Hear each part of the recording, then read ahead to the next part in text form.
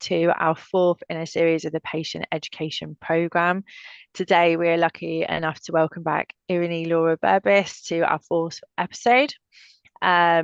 Each month, we're exploring different topics within sound sensitivity, aiming to give you a broader knowledge and understanding of these conditions. My name is Joanna Barker, and I am your host for these sessions. I have been an audiologist for the last 12 years, and I'm a specialist in misophonia, tinnitus, and hyperacusis. Sound sensitivities are my passion, and I'm really excited to bring these live sessions to you. Irini joined me in our first episode where she gave us an insightful look into understanding your condition and maximising your therapy experience. Today, we are lucky enough to have her back discussing unlocking access, overcoming obstacles to engagement in mental health services. Irini is a research associate with Greater Manchester Mental Health NHS Foundation Trust, where her research interests lie in the impact of both physical and mental long-term conditions, stress, and psychotherapeutic therapies on individuals' quality of life. There will be the opportunity to ask questions after the presentation, so please feel free to post these through the chat function. Thank you so much for joining us this evening. Irini, I'm now going to hand over to you. Hi everyone, thank you for having me, Joanna. Really appreciate it. Thank you. And yeah, I would be very happy to share my screen and start with the presentation. So let me just very quickly, yes, okay, share.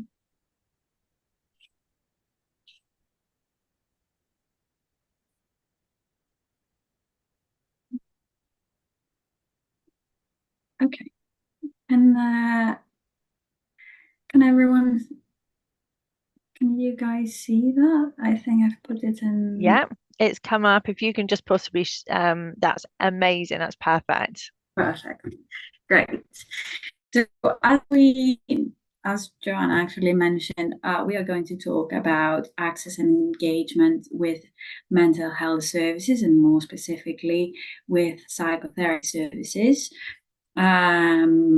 As it has been mentioned, a little bit about myself. I am a researcher for talking therapies, NHS talking therapy services, that are services that provide evidence-based interventions for depression and anxiety for people with mild to moderate mental health conditions. So we do see people with anxiety disorders like social phobia, PTSD, etc., or depression, major depressive disorder, etc. I just got a notification that my internet connection is a bit slow. Hopefully you can hear me well. We can still hear you. That's fine. Great, thank you. And my research is based on improving outcomes for the people who access our services. And of course, in order to have good outcomes, one needs to also access and engage with therapy services. So I have collaborated with clinicians, with senior management, and of course with patients to better understand their needs and help and facilitate the services to provide the care that patients need. So, can psychological therapies help many people? I assume have that question at the end of the day. Why should we start therapy? It seems that it does help. Of course, this is based in 2022, 2023 NHS data, and we see that regardless of the type of therapy that one has received, we see that the success rate is approximately 60%. Some of you may have heard of those types of therapy: interpersonal therapy, cognitive behavioral therapy, and counseling. Those are the most, let's say, popular NHS-based, NHS-provided therapies. So, of course, in order to have that success rate, to experience recovery from the symptoms that the client has came to resolve, they first of all need to start treatment. So they need to access the core treatment, and then second of all, they need to stay. So start and staying in treatment is pivotal to see recovery.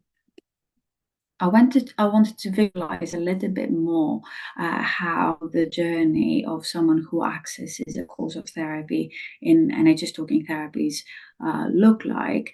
But we can always find similarities with accessing therapy in a private sector. Of course, everything starts with a referral. Either it's a professional self-referral, an individual has the urge and something motivates them to either pick up the phone or go online and refer themselves in talking therapies or in another private clinic. But that doesn't mean that the client has just started therapy. So calling or attending your first session for an assessment doesn't mean that someone has engaged with therapy, of course, because that's the initial part of before you start therapy.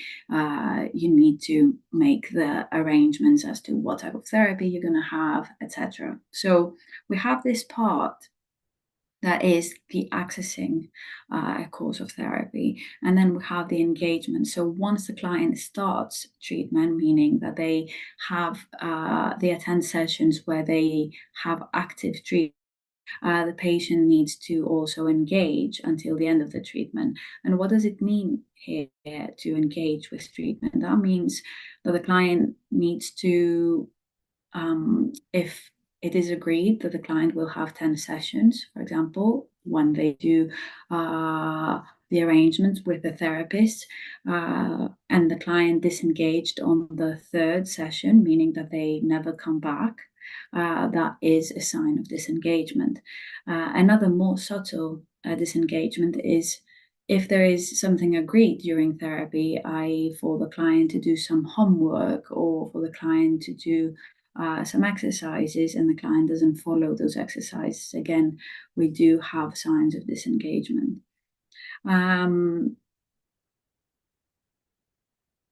So what happens in talking therapies is actually very interesting, and this is why it's so important to improve access and engagement with mental health services.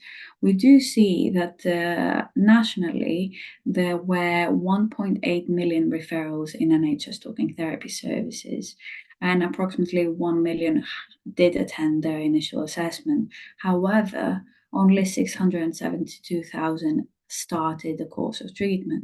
So that means that we lost 1 million people on the way. So that's a very, very big and concerning number, actually, to see that there are people eligible to receive therapy, but they end up not receiving what they need. So after people, from the people who did access a course of treatment, approximately 65 to 70% do engage, which is good, and only 345,000 did recover, meaning that they did have a significant reduction of the symptoms that they came to the services to resolve.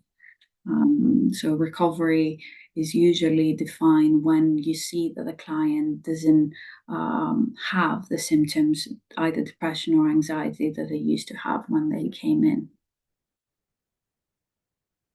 So what are the reasons for people not accessing, not starting therapy? So I've grouped the reasons here, a couple of reasons here. So this is based on various types of research that I've done throughout the years.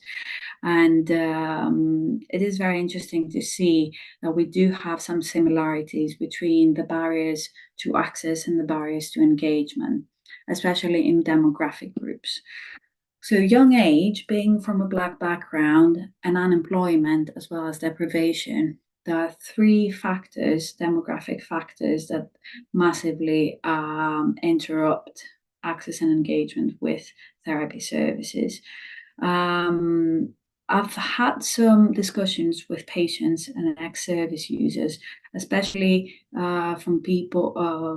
I've had the discussions with people from Black background who were men as well, because this is the demographic group that is the group that least accesses the service. and ask them, so what prevents you from accessing the services? And lack of trust was a big issue, as well as not being aware of what to expect.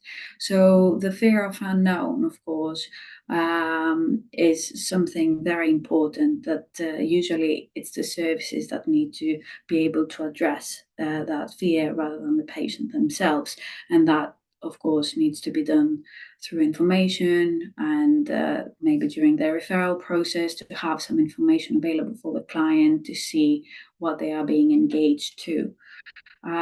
Also, something very interesting is that Black men mentioned that it's very important to them to have a recommendation from someone they know and that they trust. So being referred from a GP to a service that they've never heard of, it's something that they wouldn't take the risk to do so. That is, of course, interconnected with stigma. Stigma, especially in people from a non-white ethnic background, is higher, as we will see. I'm not sure if I should mention it now or later, probably later, because it's about engagement, but it's very important, especially the therapist in this occasion. It's very important to the client from a non-white ethnic background. And of course, holding negative attitudes towards seeking help. Some people, again, and unfortunately, men do find seeking help as a sign of weakness. Some people think that the social support they might have is enough to help them deal with psychological issues.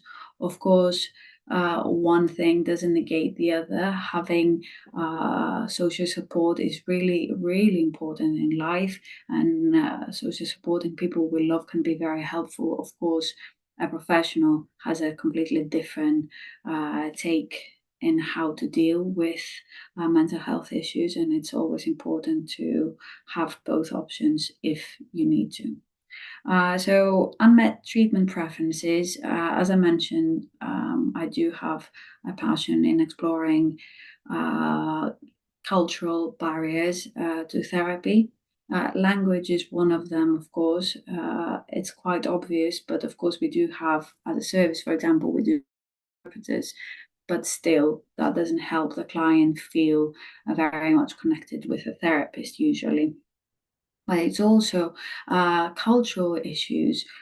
So, for example, people from an Asian background, here in Manchester, we do have a big Pakistani community, and I've talked to patients from an Asian background, and I asked them about what would they expect as regards to the relationship with a therapist, and they mentioned that. And I actually asked them, would it help you to have a therapist who is from the same ethnic background as you? And they said something very, very interesting, which is, well, it could be for some people, but for some other people, it would be worse. Because of the community being so small, then people become very fearful that whatever they say to the therapist who's from the same ethnic background, that they will share with their local community. So sometimes it feels as if there is a dead end as regards to how to deal with cultural barriers, especially around Asian and Black ethnic groups. Another unmet treatment preference is the need for a different therapist or the need for a different type of therapy. Needing a different therapist, as we will see, it's another barrier to engagement as well, the therapeutic relationship not working. This is something that has nothing actually to do, or not nothing, but the majority of times is not something it's the therapist's fault or the client's fault. Sometimes it's all about the connection that it's not there. So it's really important for the client to have that in mind and not guilt themselves or not being afraid to admit that the relationship is not working for them. And of course, the service needs to be able to provide an alternative for them. So checking with yourself as to, is this relationship work for me, is a very important step towards accessing an engagement with therapy. And as regards to the type of therapy, this is something that I have actually many friends asking me, oh, I want to start therapy.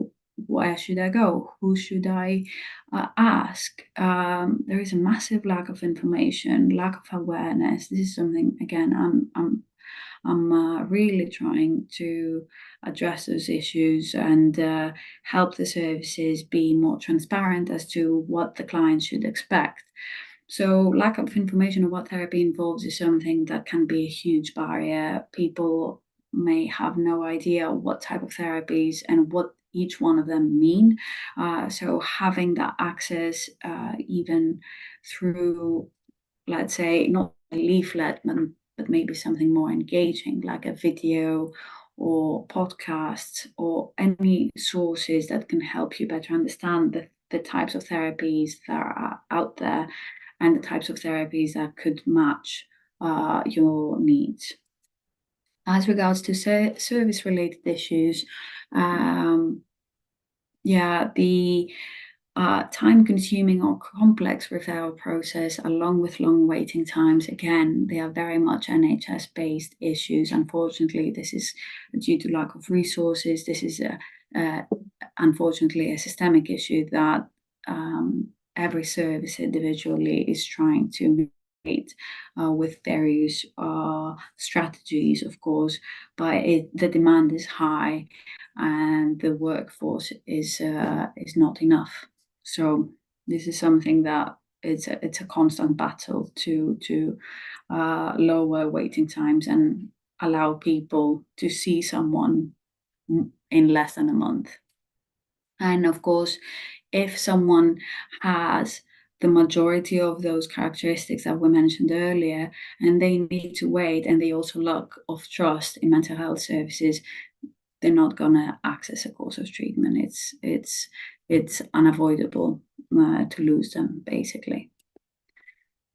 So what happens and what are the barriers for people who do manage to access a course of treatment and they do see a therapist regularly? So we have seen and we have noticed, and when I say we, I mean the community of researchers, we do see that between the second and the fourth session, the potential or the possibilities for someone to drop out is the highest.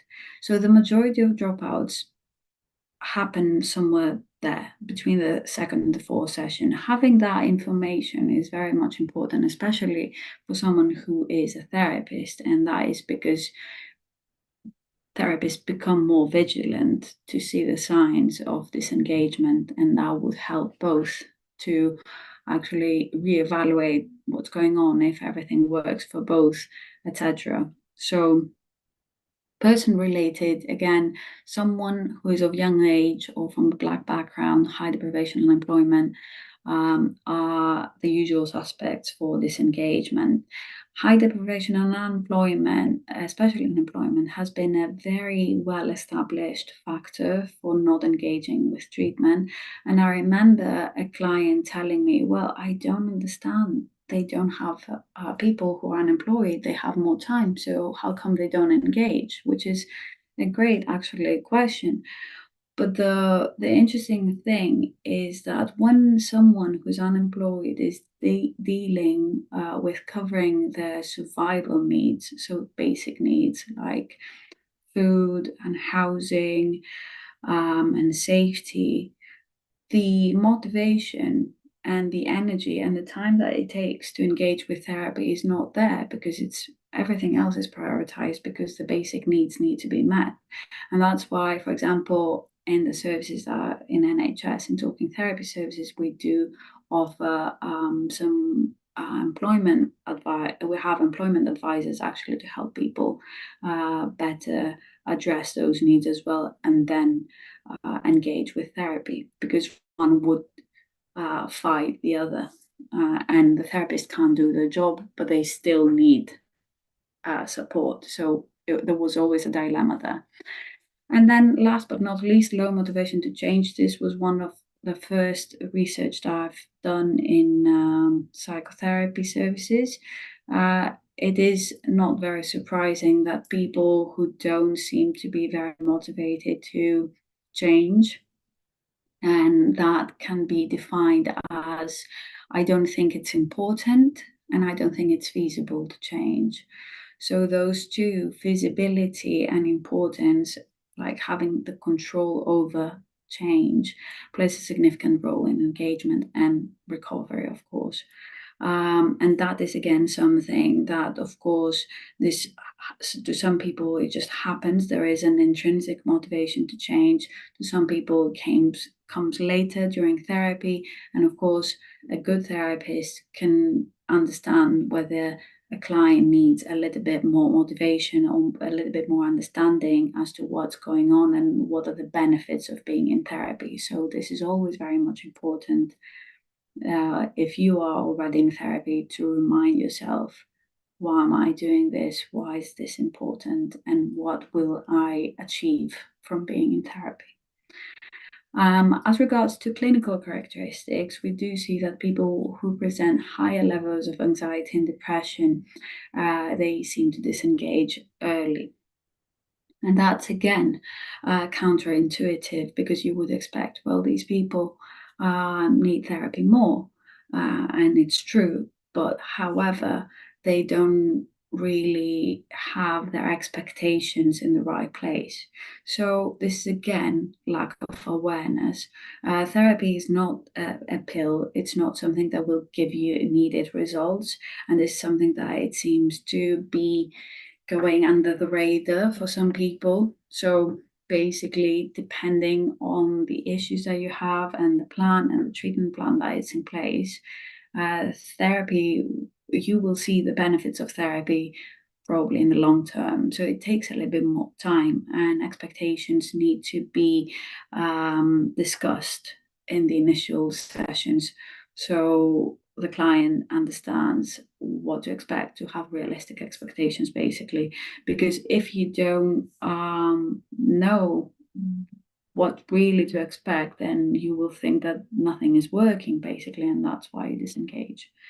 And then we have some groups of people. So I'm not mentioning this here, but for example, people with long-term conditions, with physical long-term conditions, such as diabetes or COPD, these people seem to be engaging more. And that's very interesting, because it shows that there is a high demand. People who also suffer from a physical condition, they seem to be engaging more because they need more support to deal with the treatment adherence, etc.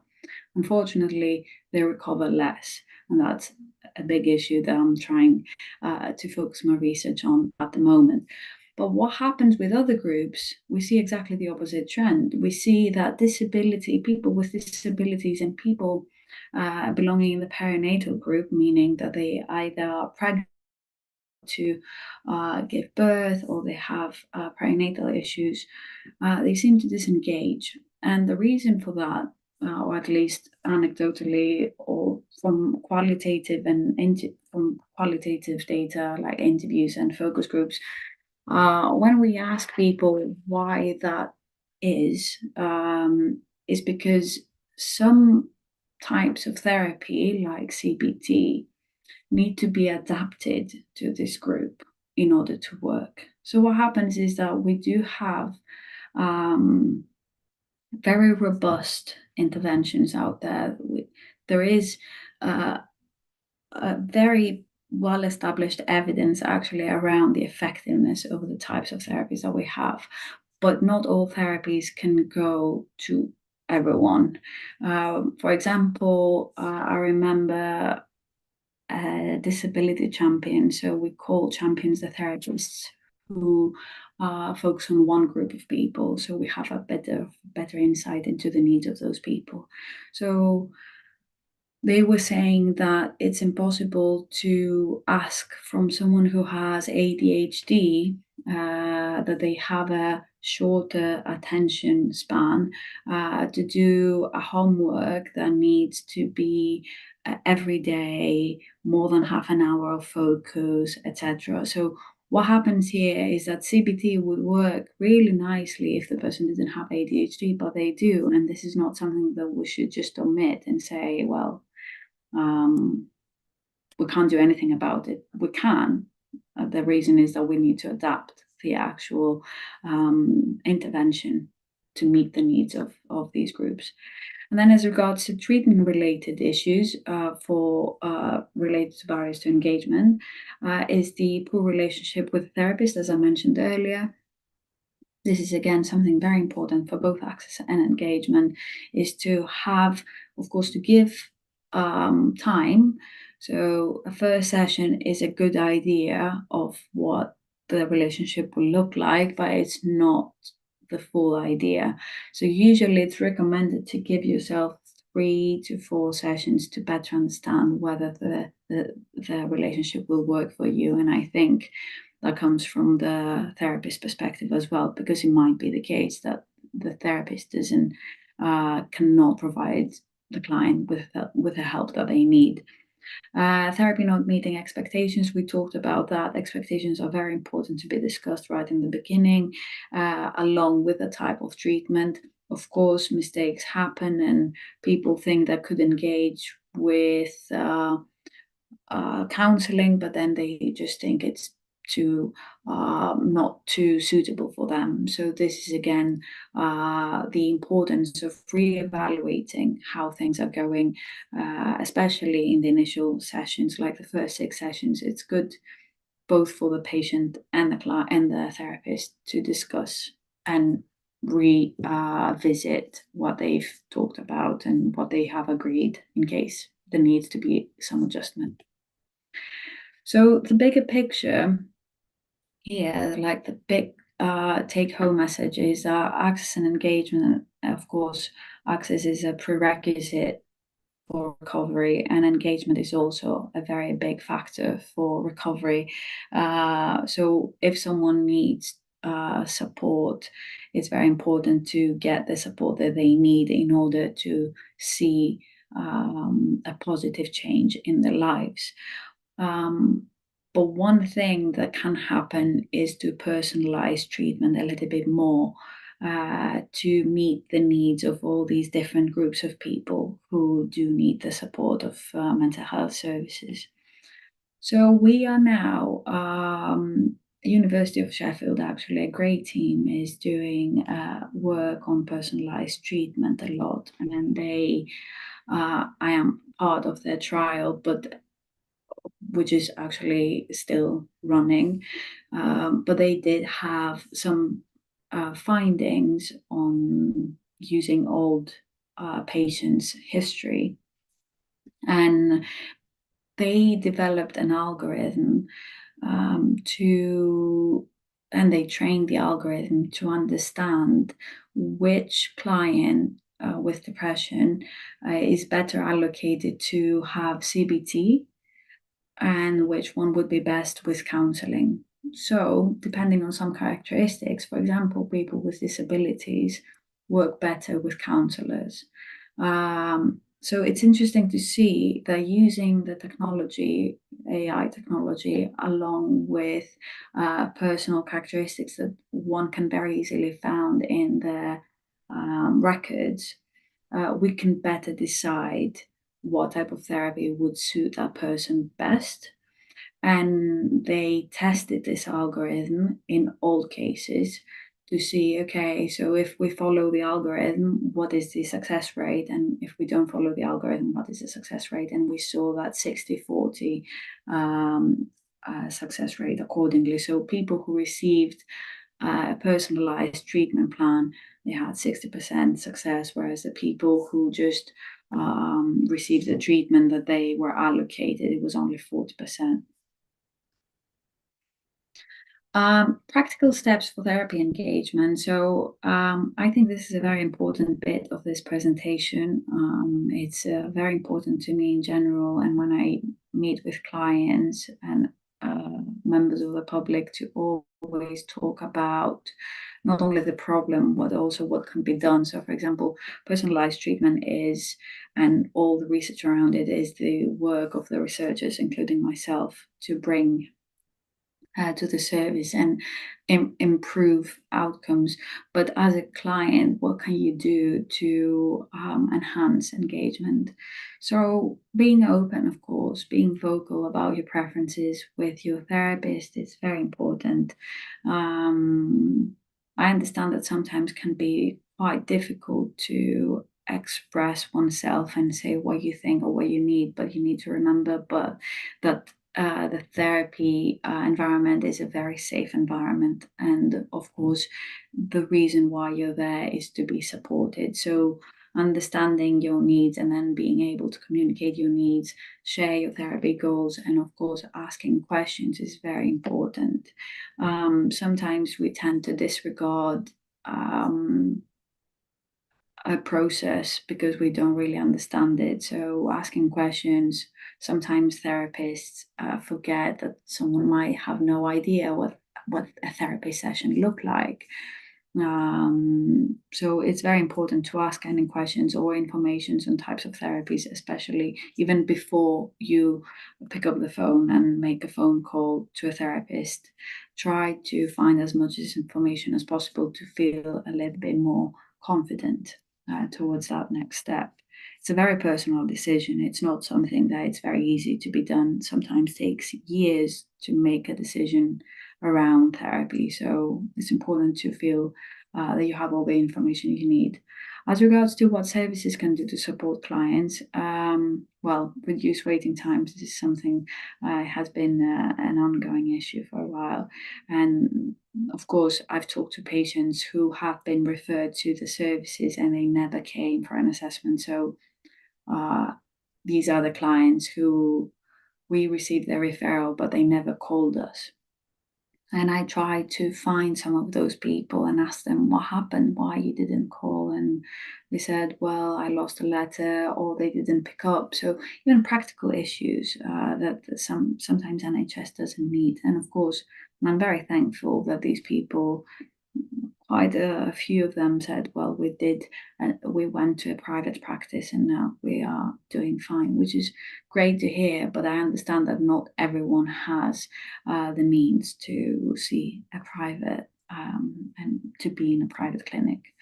Training to therapists in general is very important to improving their skills, to understand the importance of building trust and communicate very clearly to the patient around things around confidentiality. I had many patients telling me that they were afraid that their employer will find out that they are doing therapy. They were very much afraid of professionals talking to each other about their issues. So this is very important to communicate to the client that everything you say is confidential and that will never change. And as regards to check-ins are very important. We have now very recently embedded a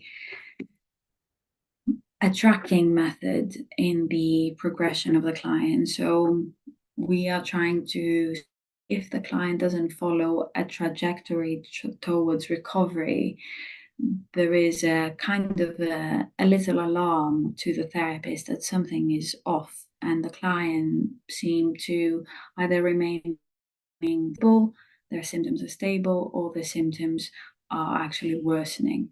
So then the therapists are being urged to talk with the client about the progress and what they need, and it's a sign that the client is probably not responding to the therapy. So it's very important to check in again, reevaluate your contract as we call it with the therapist, and see if everything works for you, and if not, what can be changed as soon as possible. So, and especially from the therapist side, so you don't lose a client and they lose faith in therapy, which is quite detrimental.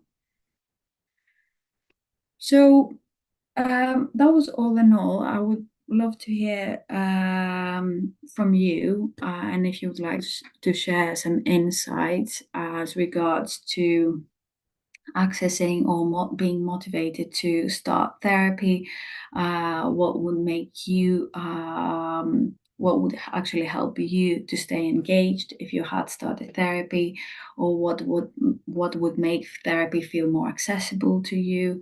Anything that you would like to share, would be more than happy to discuss.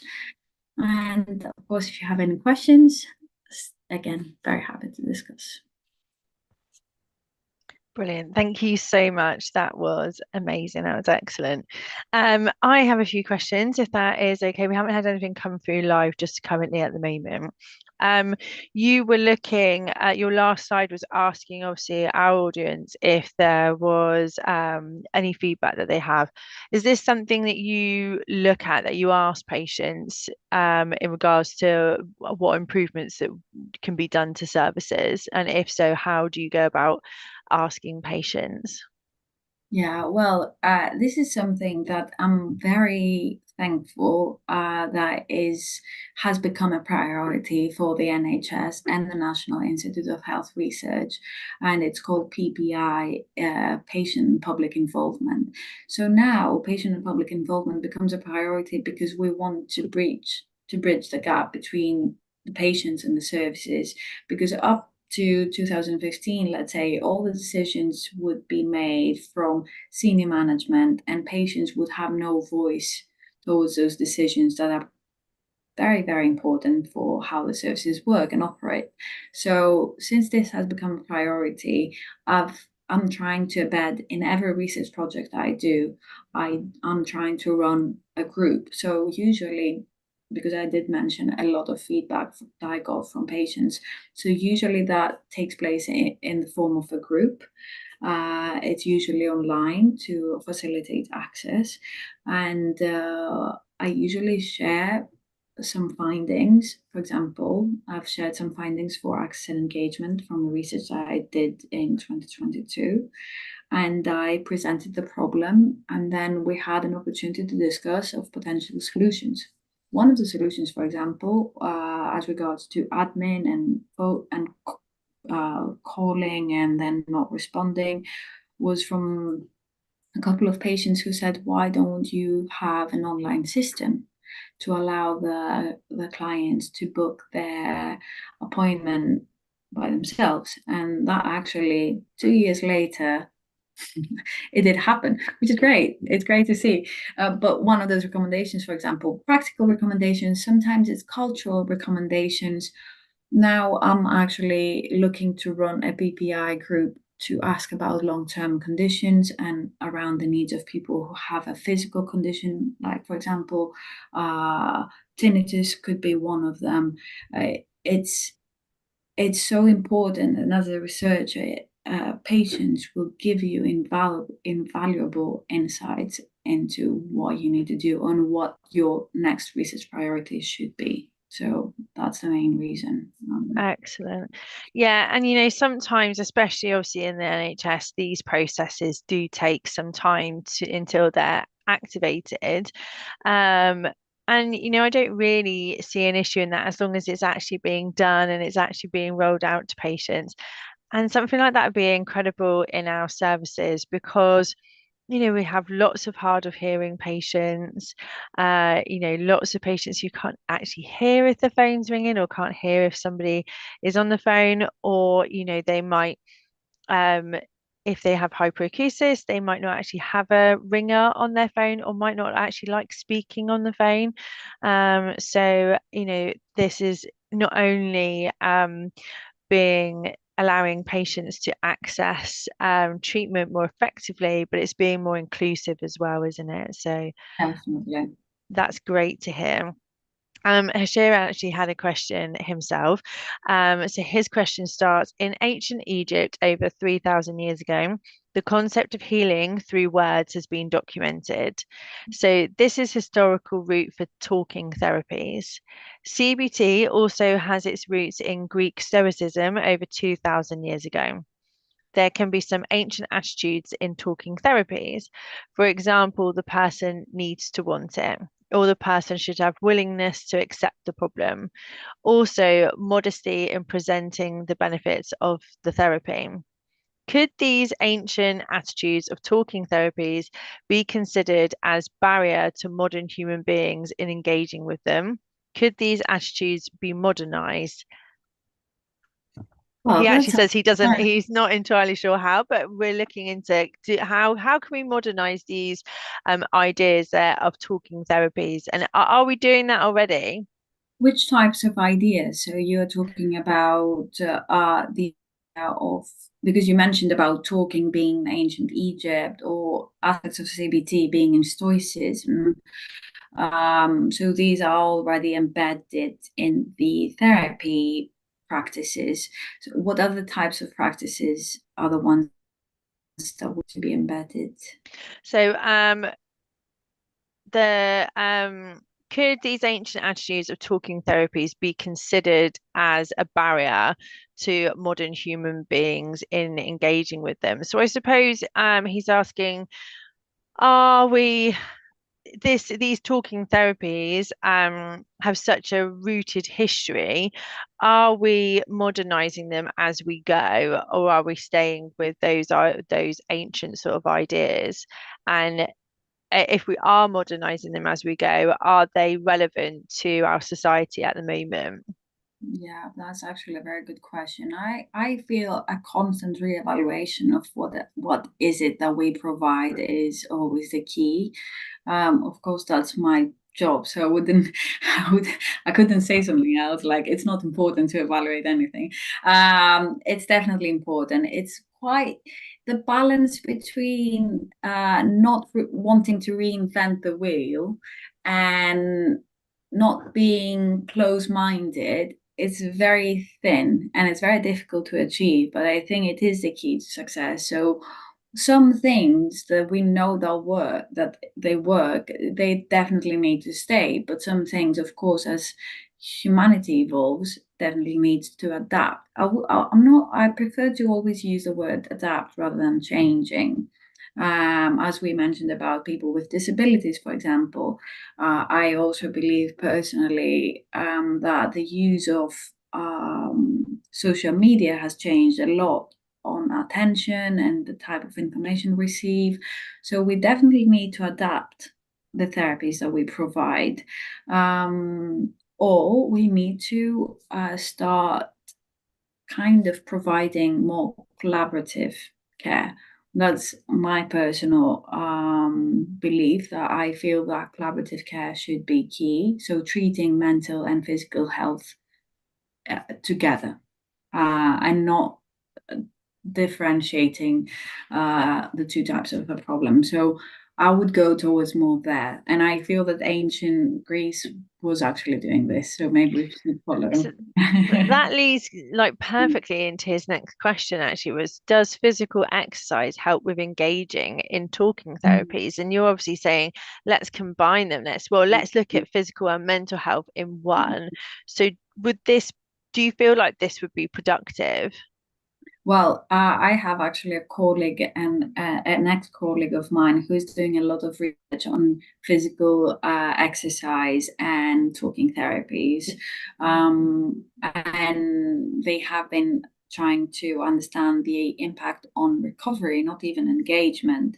But I suspect that physical activity is definitely key in mental health, and it would be positive. It would have, in my opinion, a positive impact on engagement. And the reason why is because that's something on health psychology. Because my background is on health psychology, so there is a way of thinking as regards to benefits. There are some people who focus on short-term benefits and long-term benefits. Physical activity is for sure an activity that gives you long-term benefits. There are some short-term benefits, like you feel euphoria after running 2 miles, but the majority of the benefits are long-term. So I feel having that, not discipline, but maybe patience, and invest to your physical health and be able to see that I'm now investing. I'm not waiting for something. I'm not waiting to lose weight tomorrow. I'm just investing on myself. That mindset would definitely help the mindset of investing into your mental health. So I think there would definitely be an association there. And I suppose if you have the dedication to be able to commit yourself to exercise, like going running every day or trying to investing in yourself to lose weight through fitness, then presumably that's a transferable skill to investing in your own mental health and therefore engaging and continue with talking therapies as well, isn't it? Yeah, that's definitely it. And it's all about intrinsic and extrinsic motivation. It's another interesting difference as regards to an extrinsic motivation is if, for example, a friend of yours will tell you, well, I don't know, I will love you more if you exercise every day. The chances that you discipline yourself are lower than if you tell yourself, well, I want to change. It's time. There are Yeah. many people who I've heard that they woke up one day and it is as abrupt as that. They woke up one day and they said, it's time to change. Yeah. So, yeah, that's a big difference. That's amazing. You touched on sort of cultural issues, the fact that some patients may want to feel represented within the healthcare system before they feel like they can maybe open up to someone or trust someone. Do we feel like there is a spread, a sort of among culture and sex in terms of actual therapists? So in the NHS system, are we sort of culturally representative of the population? Well, that's a very good question, and that is something that I have been discussing with the ECDC champions, as they call it, which is the champions that represent EDI, so equality, diversity, inclusivity, and it has been. We do really trying to understand whether the if I understood correctly, whether the clinical staff is representative of the population that they serve, Yeah, yeah. which is exactly that's why it's so important because again people from an Asian or a black background will say, well, I went to those services and everyone was white and I didn't feel very comfortable, or the same with groups. There is certainly there is the motivation to do so and have a representative staff.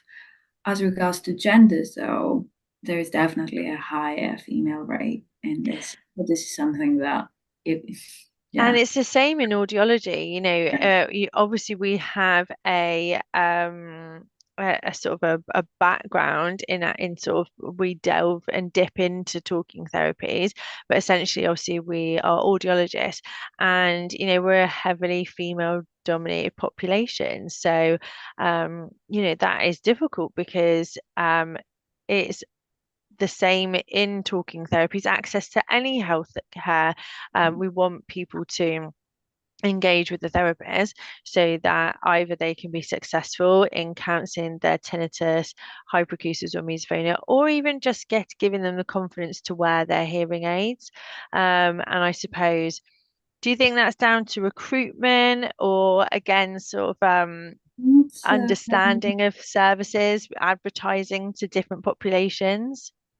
true. I think advertising plays a significant role both in recruiting clinical staff or approaching patients, potential patients. As regards to, well, there's nothing much people can do rather than just having this as a given that the population needs to be representative. But then there is another question as to whether it would be good for the client to have the choice to choose or not. So this is a dilemma, both in from a clinical perspective, but from a research perspective as well, because we don't really know yet if it would be the ideal for the client to say, I would like someone between the 30s and the 40s, male from this background. We're not sure that this would work because sometimes it's not the don't really know the underlying mechanisms of the relationships that work. And it might even be the case that today, as I am, best therapist I'd have would be someone in the 60s, and 2 years from now, best therapist I could have is someone in the 30s. We don't really know. It's something that changes, I feel, all the time. So Yeah. sometimes it's not under control. Like, yeah. And essentially, obviously, if we were to then put these stringent criteria on what patients want from a therapist, we're then elongating waiting times even more, really, aren't we? Oh, So, massively. um, Massively. so we're in Yeah. essentially we're locking access to therapies even more than we Mhm. currently are at the moment. So I suppose it's always trying to just give patients as much information and as much as we possibly can support them in those ways. And Sharon had another question for you. You talked about personalized treatments. His question was, how do we ensure, like, when using personalized treatment, that we don't lose the essential components in talking therapy? So, for example, in CBT. Okay, so personalized treatment is basically more about what is the type of treatment that would benefit the client with XYZ characteristics. So CBT as it is doesn't really change. At the moment, we are at the place where we are trying to identify the right intervention for the right group of people. So there is CBT, counseling, interpersonal therapy as the main ones, but there are 200, I think, 200 and something type of interventions out there. There are quite a lot of interventions. So we don't really need more interventions. What we need is actually allocate the right person to the right intervention. So the intervention stays the same, but we just make the right connection. And for example, people with disabilities who can't really deal with CBT homework, might be the case that we don't really need to adapt the CBT model, but we can just find another type of therapy that would be more suitable to this group of people. Which is, yeah, it's It a makes a vision. lot of sense, doesn't it? And I suppose, that's great. That's exactly what you want is a protocol essentially, isn't it? This patient comes in to see us with this problem, so therefore they're going to have this therapy. That's yeah, Is that what you're sort of working on yes, at the moment? yes. That's Which is incredible. exciting. Our service in Trafford is actually, I'm the principal investigator, meaning that I represent the trial for this service. So I don't belong to the team in Sheffield, but I do help them um, to actually do the work. And what happens now, we have 4 clinicians who use an AI app on the phone. And what they need to do is when they assess a client, they add in this app 6 to 8 features of that client. And when I say characteristics or features, I mean very basic ones: age, gender, um, postcode, simple things, some demographic and some clinical details. And then the app says this client would be a better match for counseling or a better match for CBT. And the clinician follows that advice, of course, after just agreeing with the app. So if the clinician for some reason doesn't agree with the app, it's absolutely fine to just go with the clinician's uh, expertise and opinion. But other than that, they follow the recommended intervention. And probably in 2026, we'll find out if that worked. That's brilliant because that's So, very similar to I suppose so like the app Better Health, so private talking therapies do something very similar. You put in, this is how you like to learn, or this is what you prefer to do. How do you express emotions? And they will sort of go, right, okay, actually this, rather than what therapy, they sort of maybe go, this is what therapist, and then it's down to the patient to go, okay, I've read about this therapist. Do I feel like this is what I want, or should I choose something else? And obviously, in private healthcare, you have that option to be a little bit more picky, and have more choice. But it's good to be able to bring some of those ideas across to the NHS. And essentially, what you're describing, the work that you're doing right now, is hopefully going to cut down so much time and so much energy, and hopefully stop patients from disengaging because they're actually accessing the wrong therapy. Exactly that. And it's so important. Those type of issues are quite systemic. So it takes time to understand the solution, takes time to adjust the solution. Sometimes it might even be the case that the client doesn't know that this type of therapy don't doesn't work for them. Yeah, And I could say that this is the majority of times that they don't know, because they don't even know that there was another option. And that's why transparency, to me, I'm the biggest advocate for transparency. I've actually produced myself an animation video on becoming more transparent in the referral process. I feel information is key. Being better understanding what everything entails, then you can have an informed decision as to, okay, this doesn't work for me, not this therapy.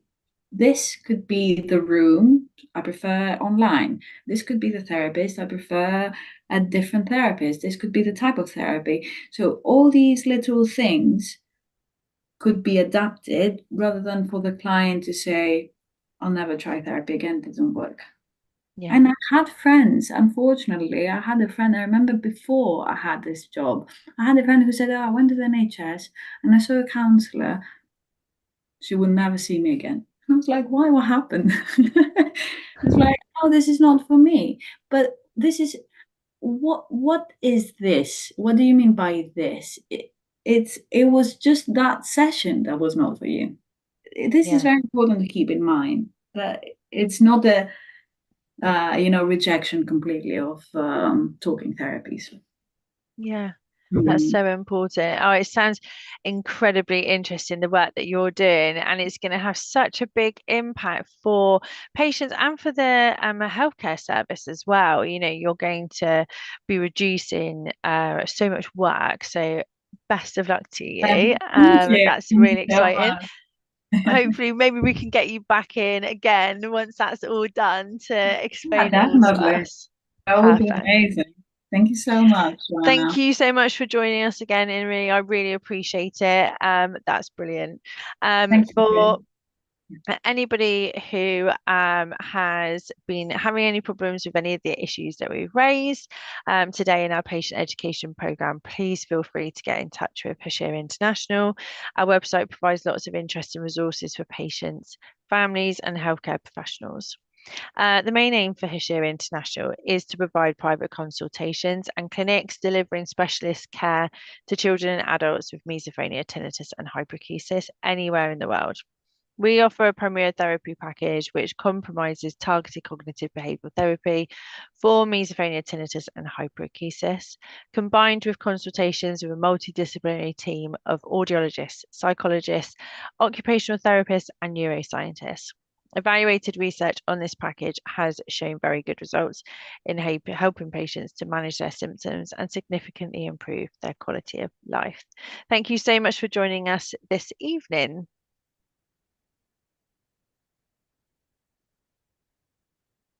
Perfect. So I've read it. I've just finished the stream. Thank you so